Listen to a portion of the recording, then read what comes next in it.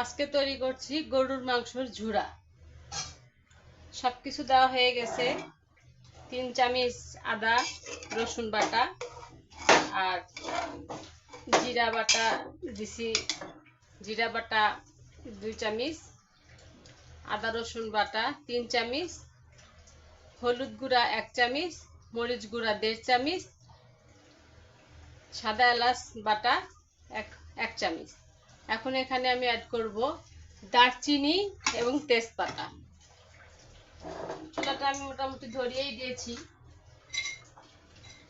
শুধু দারচিনি আর তেজপাতাটা দেওয়া হয় নাই আমার।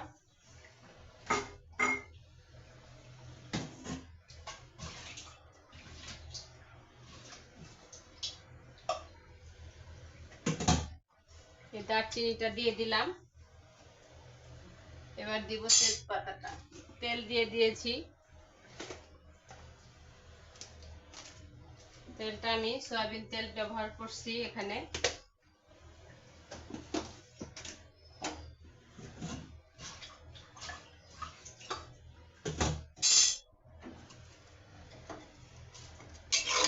এটা আমি এখানে ভালো করে মিশাই নিয়ে সিটি দিয়ে নিব। প্রেসার কুকার যেহেতু রান্না করছি, এটা একদম ঝুরা হবে। অনেকগুলি সিটি দিয়ে নিয়ে তারপরে আমি এটাকে একদম ঝুরা করে নিব।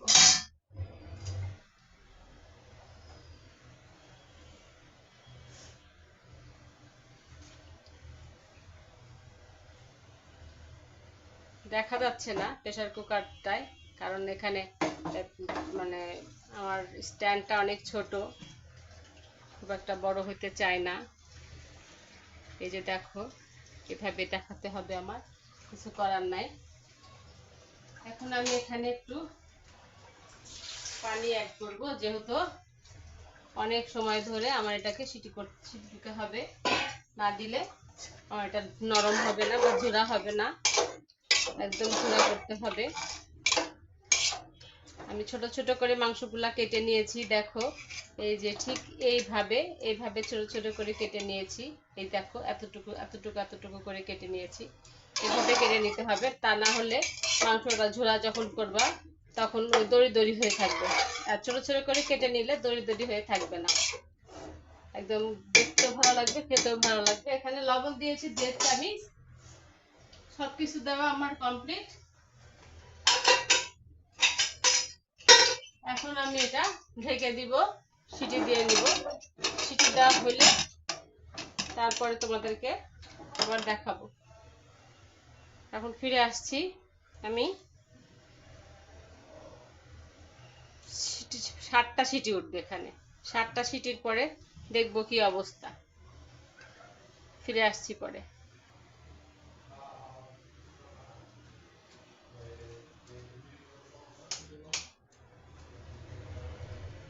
মাংসটা খুলে প্রেসার কুকারটা খুললাম। এই যে হয়েছে মাংসটা, কিন্তু এখনো গলে নাই। মাংসটা ঝুরা ঝুরা হতে হবে, এই জন্য আমার আরো কিছুক্ষণ প্রেসারে রাখা দরকার।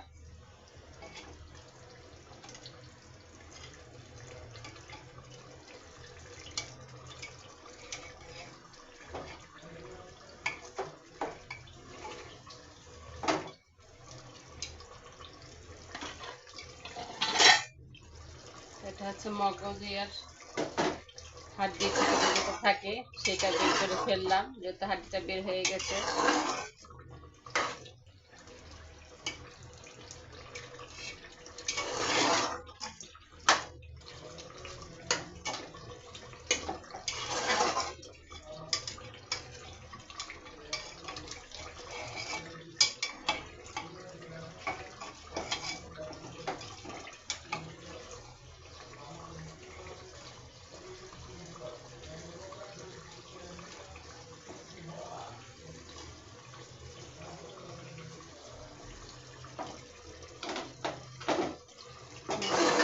হাঁড়িটা উঠে ফেললাম। এবার আমি এখানে আর একটু জাল করব।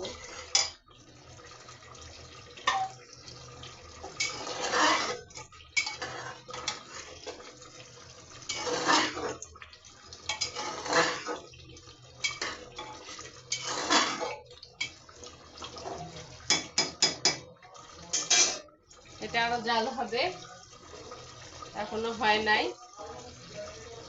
আর আমি এখানে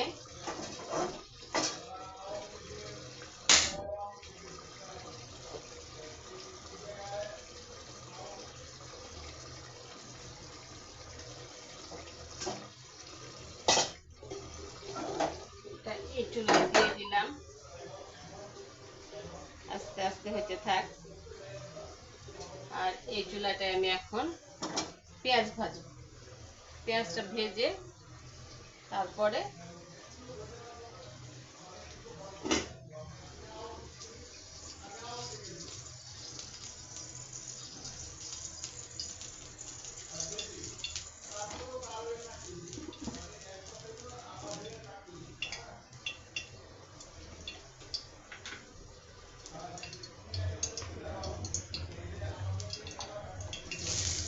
পেঁয়াজ দিলাম।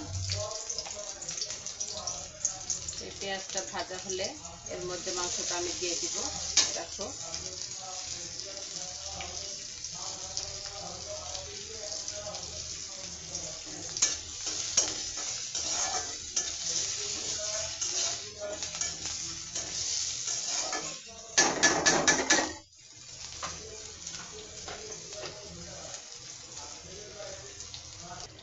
এই যে দেখো নামিয়ে ফেলেছি প্রেসার কুকার থেকে।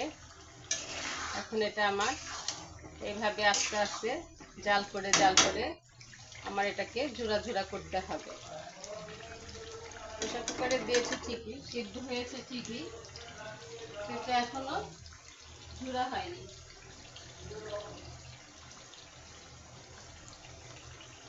প্রেসার কুকারে দিলাম, এখন এখানে নাড়তে নাড়তে আমার ঝুরাটা হয়ে যাবে আস্তে আস্তে। এটা আমার অনেক সময় ধরে করতে হবে, তাছাড়া হবে না। এমনিও এইভাবে মাংসটা খাওয়ার উপযোগী হয়ে গেছে, খাইতে পারবা। কিন্তু আমি যেটা করব সেটা এখনো আমার হয়নি, কারণ এটা এখন ঝুরা ঝুরা হয়ে যাবে। মাংসটা একদম গলে ঝুরা ঝুরা হবে, তবে সেটা আমার এখন এইভাবে ভেজে ভেজে ভেজে ভেজে ঝুরাটা করতে হবে।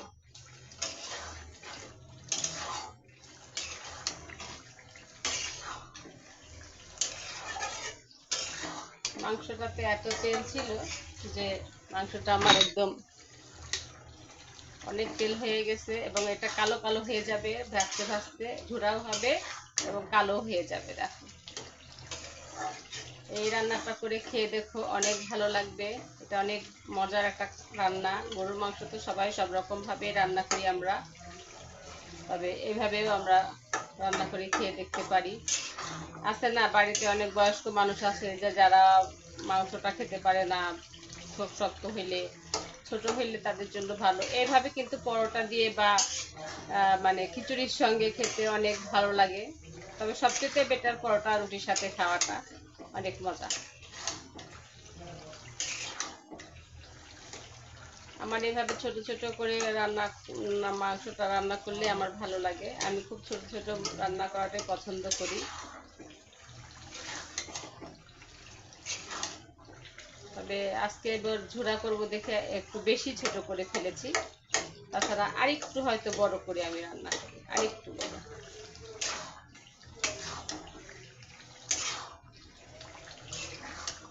হতে থাক, তোমাদেরকে আবার দেখাবো যে কেমন করে আমি ঝুরাটা করি। ঝুরাটা এখনো হয়নি, যেহেতু আরো ঝুরা হতে হবে, ভাঙতে হবে মাংসটা, আরো ভাঙা ভাঙা হয়ে যাবে। ঝুরা বলতে একদমই ঝুরা আর কি। সেটা হোক, আমি আরো কিছুক্ষণ পরে ফিরে আসছি।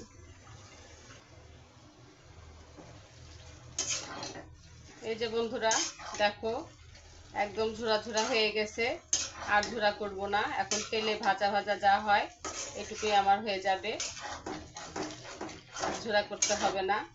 একদম ঝুরা হয়ে গেছে, যদিও দুই একটা এমন আছে, থাক, তাতে সমস্যা হবে না।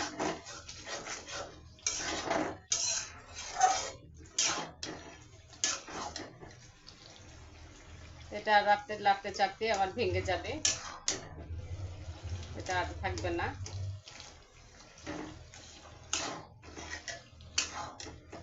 এভাবে ঝুরা করে করে তোমরা যদি খাইতে পারো পরোটার সঙ্গে, দেখবে অনেক মজা করে খেয়ে দেখো। আমি যেভাবে করলাম সেভাবে। আমার এখানে মাংস ছিল 1 কেজি। 1 কেজি মাংসতে আমি মশলার কথা তোমাদের আগেই বলেছি, কি কি মশলা দিয়েছি। 1 কেজি মাংস ছিল আমার এখানে। 1 কেজি মাংস ঘোড়া করেছি।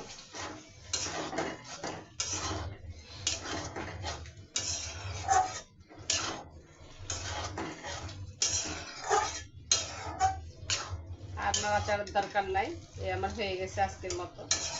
এটা আমি রেখে দিলাম। ভালো থাকো তোমরা সবাই।